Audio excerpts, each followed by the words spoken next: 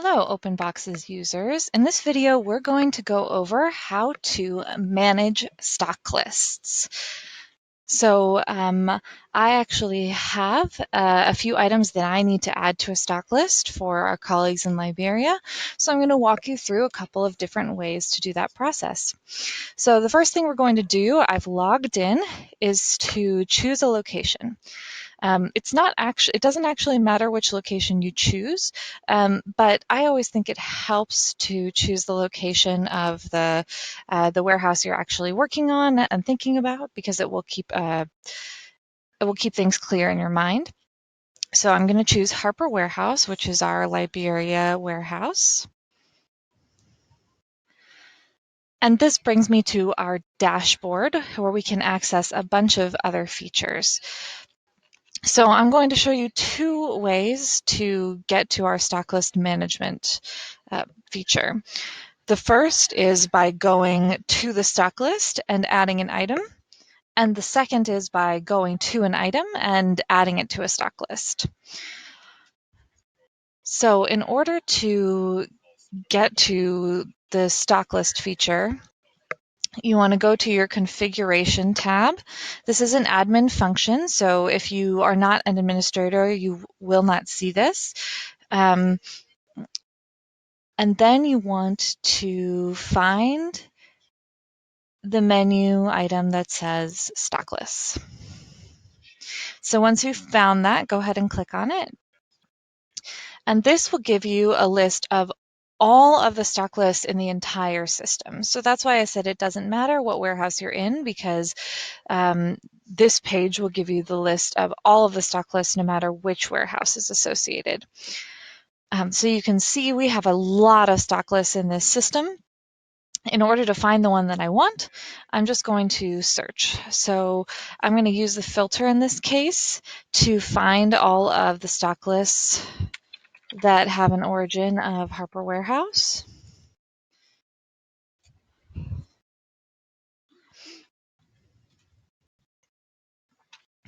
Okay, and this pulls up all of our Harper Warehouse stock lists. You can see we have several options. We have a series of stock lists for Plebo Health Center, and we have a series of stock lists for J.J. Dawson Hospital. In this case, I was asked to add items to the J.J. Dawson Hospital stock list. And I have 2 medications and 3 consumables. So we have an essential medications list, an essential consumables list. So I am going to start with the essential medications list and add the medications to the stock list. The other important thing to note about this page, it tells you a bunch of really useful information. One is whether the stock list is published.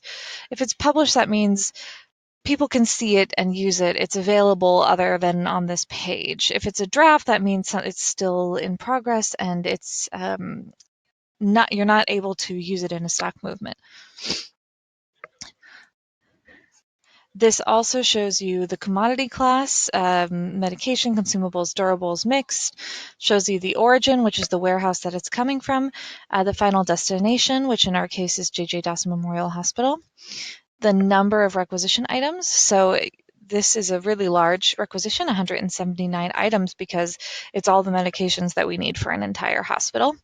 And then you can see who created and last updated the stock list. It was me in both cases. And then the date created and the date last updated. So this gives you an idea of how up to date this stock list is.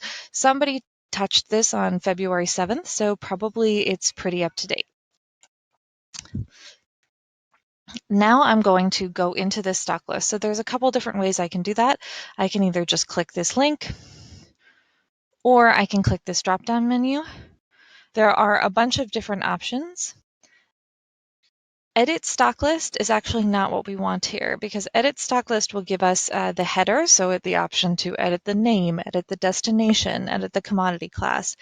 What we want to do is actually edit stock list items, edit the items that are on the stock list. So I'm going to click edit stock list items here. Okay, this brings us to our list of essential medications for J.J. Dawson. You can see we have all of these items on the stock list.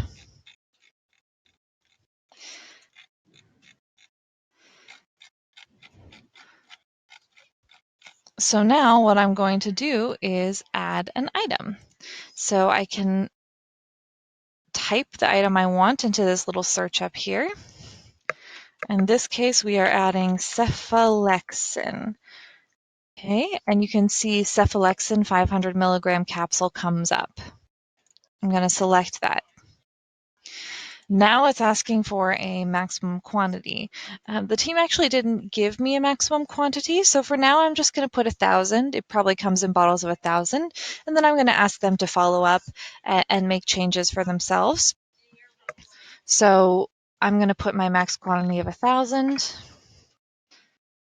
Unit of measure, for PIH, we always use each as unit of measure, but you can enter anything else that you want in here. And then this is the important thing. Don't forget to do this because you might find that you haven't actually added something you thought you added. Press add. Okay, great. And you can see cephalexin is now at the bottom of this list. So I'm going to add one more, which is promethazine. So I also know my code, so I'm going to type in my code for promethazine. All right.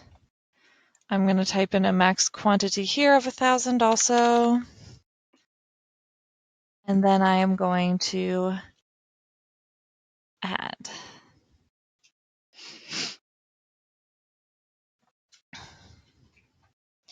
All right, so now both of those items have been added to my stock list.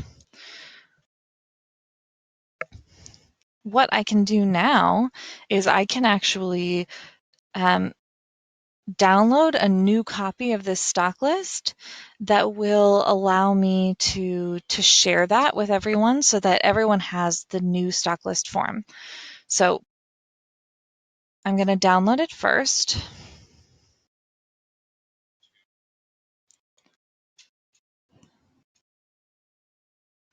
All right, and here's our new stock list form that has been created.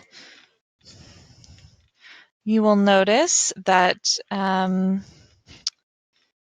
cephalexin is on here, as is promethazine. So I've now downloaded a copy. I can email this to people. I can print it out to give to all of our facilities so that they should be using this form from now on. Or I can skip that step and I can actually just email it right from here.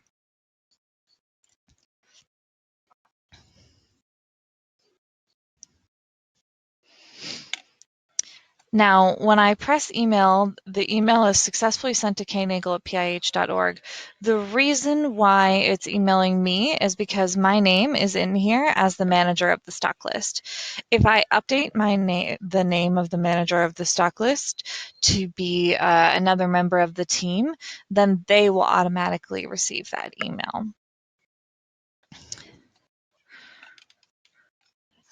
So that is one way to manage a stock list. And I hope you noticed while I was adding items that it's also completely possible to remove items and to change the quantities within that same page.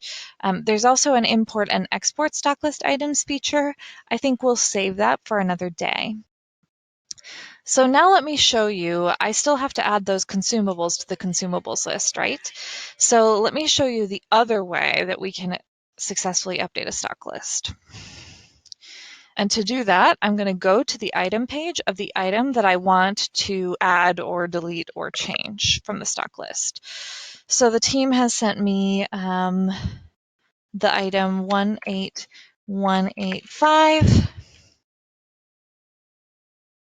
delivery drape with fluid pouch.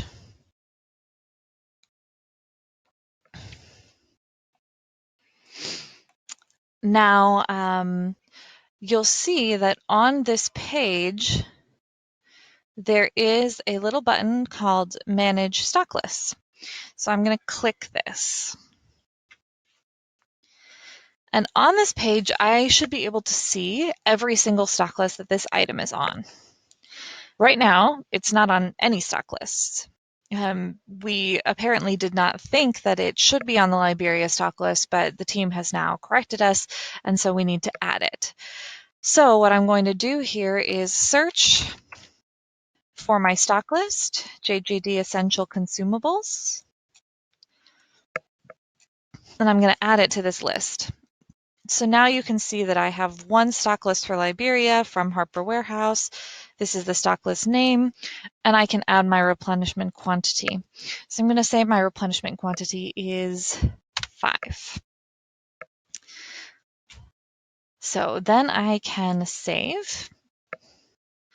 And once again, from here, I can actually print the new stock list or email the new stock list. And the nice thing from this page is I actually can say who I want to send the email to. So I can add the names of other people who I want to receive this new stock list. So for now, I'm not going to send that email because we're not actually done making edits to this stock list, right? We need to add a few more items.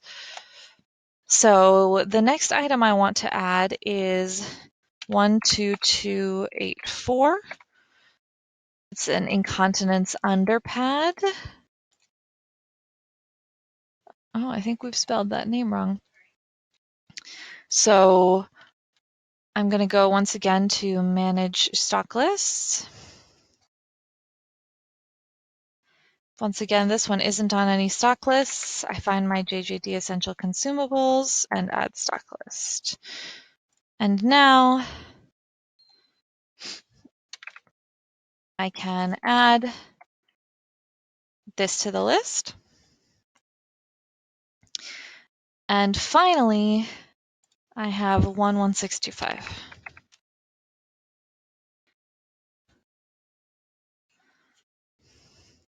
Now you might be saying to yourself, this doesn't seem as efficient as the former method where I just made the updates directly to the stock list. Well, that depends on what you're trying to do. So let's say you have one item that exists across multiple stock lists. For example, this item is an incredibly popular item, elastic gauze bandage. It's on stock lists across the entire world. So let's say, for example, that I wanted to remove this item from all stock lists in Haiti. What I could do then is open up all of these, 30 or so lists and just press delete all the way down.